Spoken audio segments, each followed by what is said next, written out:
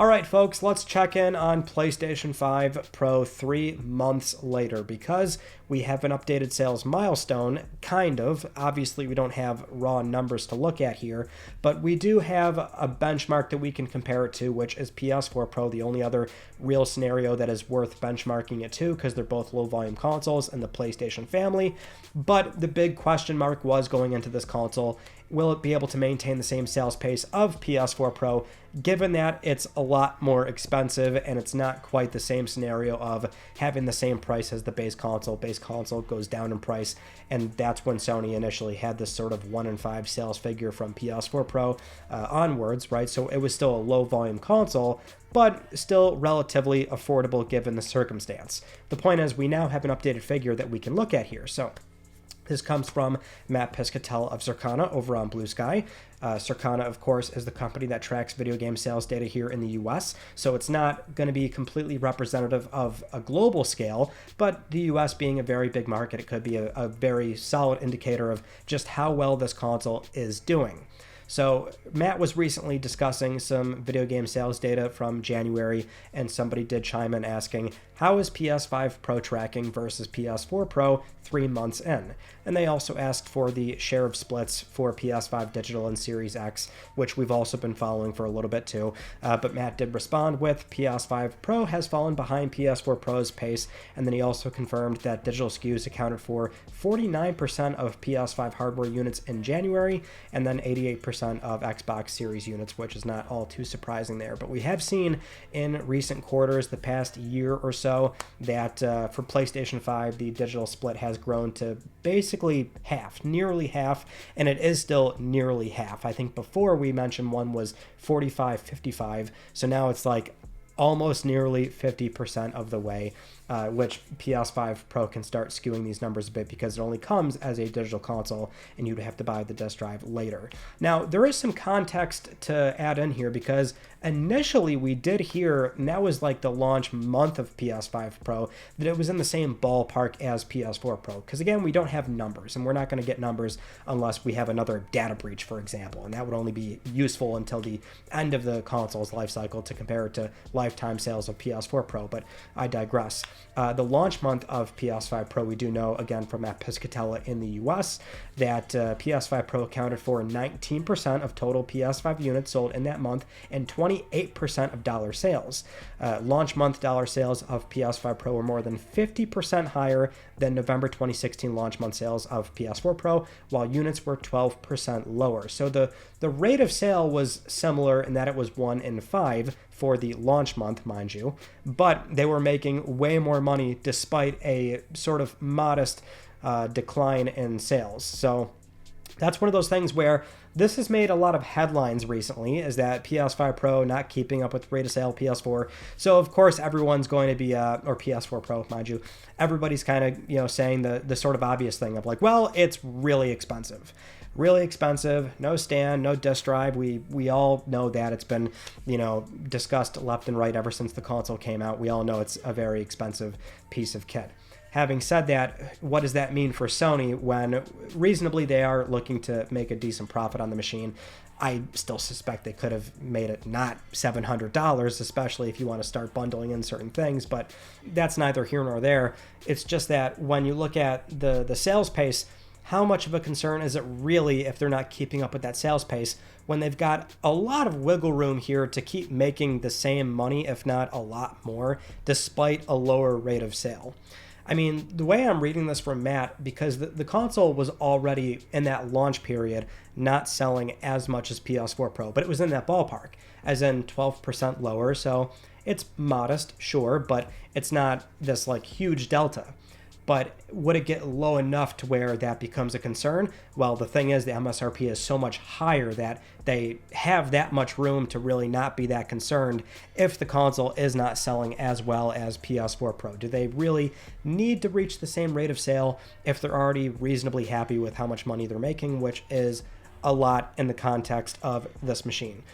That and, we're in this very tough economic environment, so these things are going to really spike with major game releases, and one could argue they're going to be moving a lot of units right now for Monster Hunter, and the other big elephant in the room, I mean, we could list off plenty of big AAA experiences, but Grand Theft Auto 6 will undoubtedly be this sort of outlier that can very well spike console sales in a very atypical manner that sort of bucks that trend of the console decay curve for what is a machine that's in its 5th year on the market.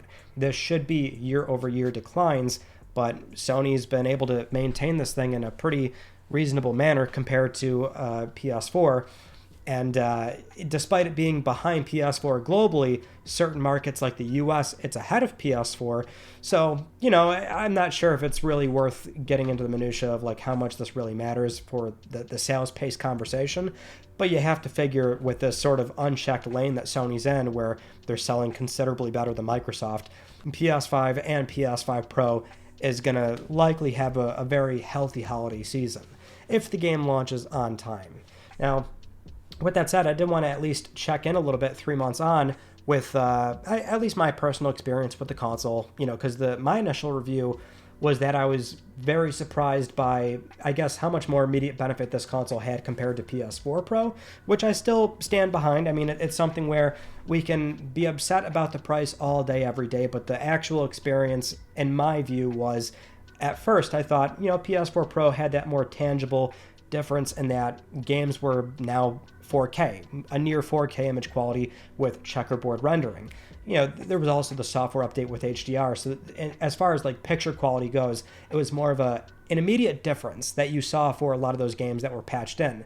And there was game boost too, but so many PS4 games just quite frankly were capped at 30 FPS. So you had some games that were favoring resolution, favoring frame rate. There's a few titles that offered that, but in this console cycle with so many high frame rate games and high frame rate modes, you had this more immediate benefit from patched and unpatched games that was the surprising thing was like, oh, it seems like there's actually a lot more here to enjoy day one versus PS4 Pro. Because if you do buy initially between both machines, you're buying into this promise that you're getting the best console PlayStation games from that point onward. So PS5 Pro, I think, did have a lot more going for it.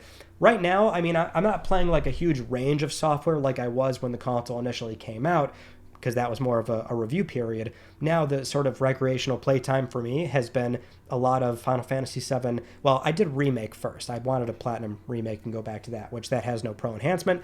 And so I really didn't gain anything from that, which was a bit of a bummer. So it was completely stable as far as frame rate goes, but didn't really get that sort of best of both worlds 4K and 60 FPS experience.